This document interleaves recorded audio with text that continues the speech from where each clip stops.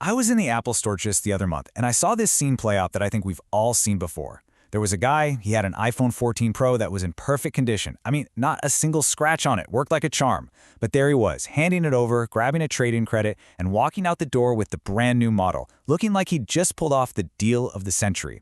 And it got me thinking, what if that decision, that upgrade, wasn't just a few $100? Yeah, I know. It sounds completely insane. How could a phone possibly cost that much? But this habit, this little ritual we've all been trained to do every couple of years, well, it has these massive, long-term financial consequences that most of us never even consider. See, this isn't really about a phone. It's about a finely tuned system that is designed to quietly siphon money away from your future. In this quote right here, this is the heart of the illusion. The guy in the store felt like he was being smart, like he was saving money. He probably only paid, $550 out of pocket for a $1,200 phone? But the phone he traded in, that thing was going to work perfectly fine for another 2, maybe even 3 years. He didn't actually need a new phone. He was just convinced that it was time for one. So let's talk about this number, $40,000. Now, to be clear, this isn't what you spend on phones directly. No way. This is the potential wealth, the future money that you're giving up over your lifetime just for slightly better cameras and processors you probably don't even push to their limits. It's the money that could have been growing for you, but instead it went right back into the corporate piggy bank. Okay, so let's get into the nitty-gritty. Let's run the math that almost nobody ever does. Because I promise you, once you see these numbers laid out, you can't unsee them. We're going to break down exactly how this simple, seemingly harmless phone upgrade habit balloons into that shocking $40,000 figure. So, let's picture two different people, two different paths. On one side, you have the typical upgrader. This person gets a shiny new $1,200 phone every 2 years. With some decent trade-ins, they end up spending about $8,000 over 2 decades. Not too bad, right? But then you have the strategic holder. They buy the same exact phone, but they just keep it for 4 years. Their total spending is just over $5,000, so the direct cash difference between them is about $2,700. It's something for sure, but it's not life-changing money. And this, right here, is the key. This is the part that almost everyone misses. The real cost isn't the $2,700 you spent. Nope, it's what that money could have become. It's the lost opportunity. That small difference in spending habits ends up creating this absolutely massive gap in their future wealth. And here is where it all clicks. So imagine our strategic holder starts at age 25. They take that little bit of money they save by not upgrading constantly, and we're just talking a couple $100 a year, and they just invest it. Let's say it gets an average market return. Well, that little stream of cash starts to compound, and it grows until by the time they hit retirement, boom, it's worth over $40,000. That's the real cost of upgrading. It's not the price on the box. It's the future you're trading away. So you've got to be asking, how do they get us to do this? Why do we all fall for it? Well, it's not an accident. There is a very carefully, very cleverly engineered system that is designed to make you feel like you need a new phone long before you actually do. The core strategy has a fancy name, manufactured obsolescence psychology. But what it really means is simple. It's not about your phone actually breaking or becoming useless.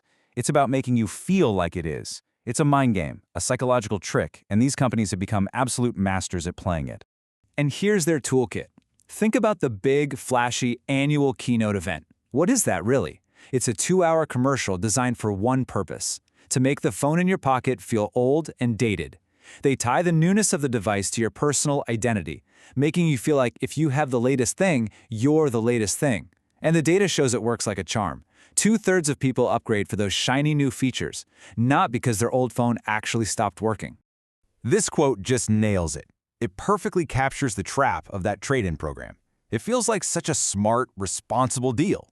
But what you're really doing is giving up a perfectly good device that had at least 2 more years of useful life in it. You're literally trading away future use just for a little discount on the latest shiny object. You're not saving money, you're just speeding up their sales cycle. And then, of course, there's the illusion of financing. Paying $33 a month doesn't feel like a huge purchase, does it? It just gets mentally filed away with your Netflix and electricity bill. But that's the whole point. It's designed to trap you in a permanent cycle. You never actually own your phone outright. You just keep restarting that payment clock, rolling from one financing plan into the next, and paying a ton of money over decades for the illusion of affordability. Okay, so this brings us to the big secret, the one truth that the entire industry works very hard to hide from you. Your phone is built to last so much longer than they want you to believe. Let's just be crystal clear about this. The idea that you need a new phone every 2 years, it's a myth. It's a marketing invention, plain and simple.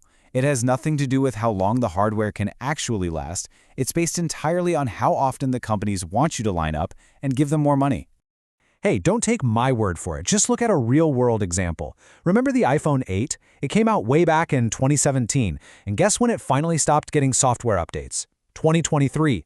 That's six full years of support. The hardware was built to go the distance, and the company supported it the whole way. And that's not a fluke. Independent research confirms that the average functional lifespan of a modern iPhone is more than 4 years. That's how long they typically work just fine without any major problems. That's literally double what the marketing cycle tells you. And what about the number one excuse people give for upgrading? My battery is dying. Well, guess what? That's usually an $89 fix. A simple battery replacement can easily give your phone another 2 or more years of perfectly good life, for a tiny fraction of the cost of a new device. So when you start to put all these pieces together, you see it, right? You see the machine. This entire system is engineered for one thing: to extract wealth from you.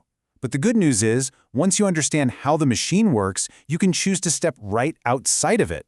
So let's just recap the playbook. Step 1, invent an artificially short 2-year cycle. Step 2, use trade-ins to make upgrading constantly feel like a smart, responsible thing to do.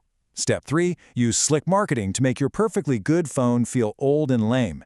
Step 4, hide the true massive cost behind small monthly payments. And finally, Step 5, never ever talk about the fact that the phone was actually built to last for 4, 5, even 6 years. So here's the bottom line. Your phone? It's almost certainly fine. The camera is already way better than most of us need, and the processor is so fast that most apps don't even touch its full potential. The only thing telling you that you need an upgrade is a multi-billion-dollar marketing machine designed specifically to create that feeling of dissatisfaction. Just by making one simple change, by keeping your phone until it actually needs to be replaced, you can take all that money you would have spent and put it to work for you. You can invest it in something that actually grows in value, instead of something that loses half its value the second you open the box.